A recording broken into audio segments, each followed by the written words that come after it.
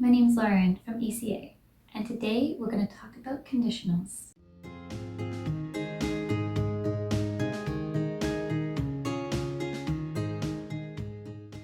If you haven't already, please check out our first video on conditionals.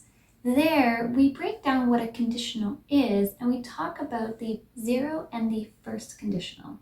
In this video, we will talk about the second and third conditional as well as how to use the mixed conditionals. Are you ready? One thing to note with would is that it is often used as a contraction. I'd, you'd, he'd, she'd, we'd, and they'd. In this video, I will often use the contraction just so you get to hear how it is pronounced. Also be careful with the contraction apostrophe D. It could be had or it could be would. If I'd seen you, I'd have said hi. If I had seen you, I would have said hi. And remember, all contractions are used only in spoken conversations, not in formal writing. In the first video, we talked about real and likely scenarios and conditions. I read if there's nothing on TV. If she hasn't heard the news yet, I will tell her. These are real and likely events. But what about something that may or may not be possible? What would you do if you had $1 billion? Sadly, you do not have $1 billion. This situation is hypothetical or imaginary.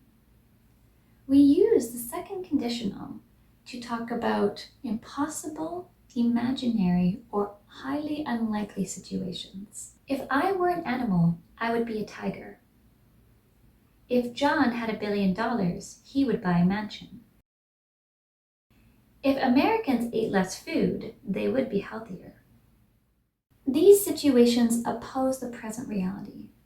We use the second conditional to hypothesize about the present and what changes could be made. There are two parts to a second conditional sentence: the condition and the result, action and consequence. Condition: if plus subject, simple past, or past progressive. Result: subject, plus would, might, could, plus the verb. In the second conditional, the if clause can contain the simple past or the past progressive. If I was still working in Toronto, I would commute by bus. If I lived in Japan, I'd have sushi every day. If she were coming, she would be here by now.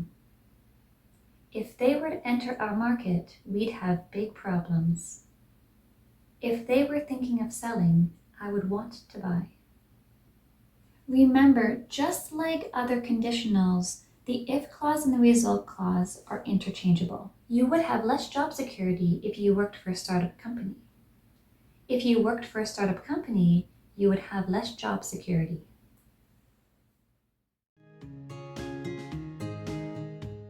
So a second conditional is used to talk about what you would do in imaginary situations. For example, if I owned a car, I would drive to work.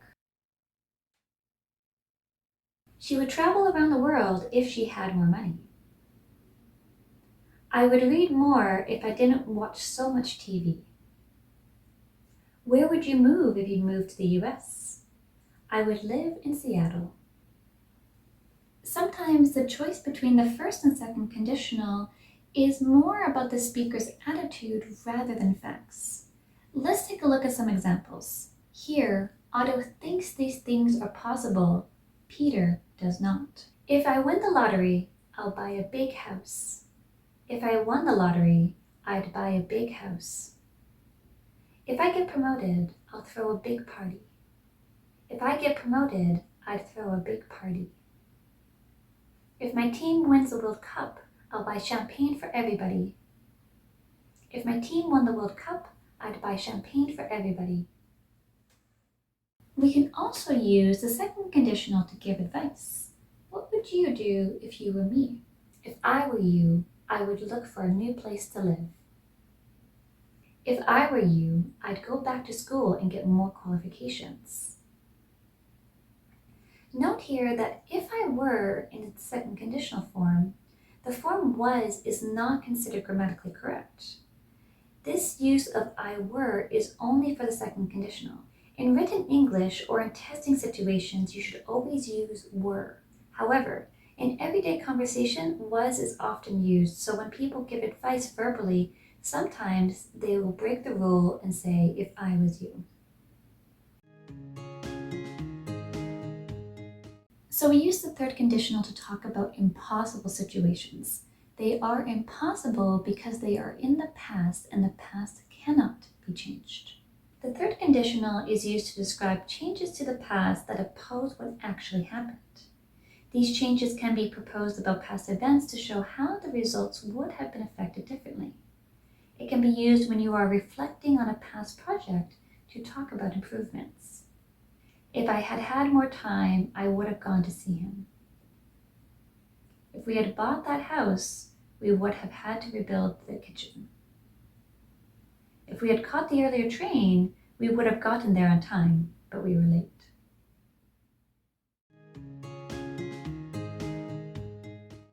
When using conditional sentences, the choice of would, could, or might can be confusing.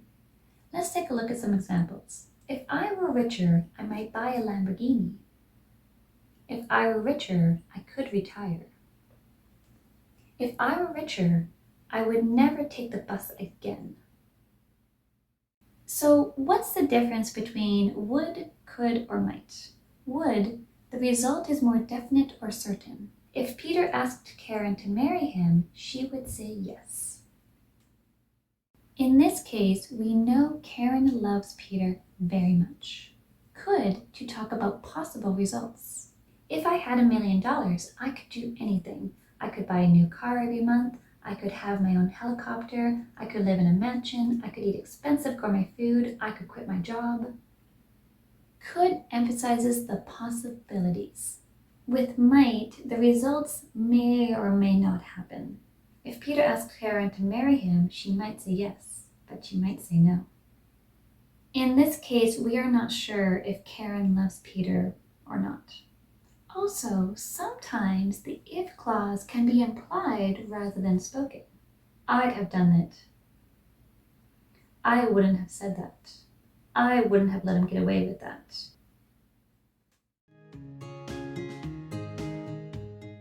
If the if clause and the result clause happen in two different time periods, for example, something that happened in the past affects what happens now, we use mixed conditionals. This means that you can use the past unreal conditional with the present unreal conditional or vice versa. For example, if I hadn't eaten a sandwich, I wouldn't be sick. Here, I'm sick in the present because I had eaten a bad sandwich in the past. If I hadn't gotten fired, I would be working right now.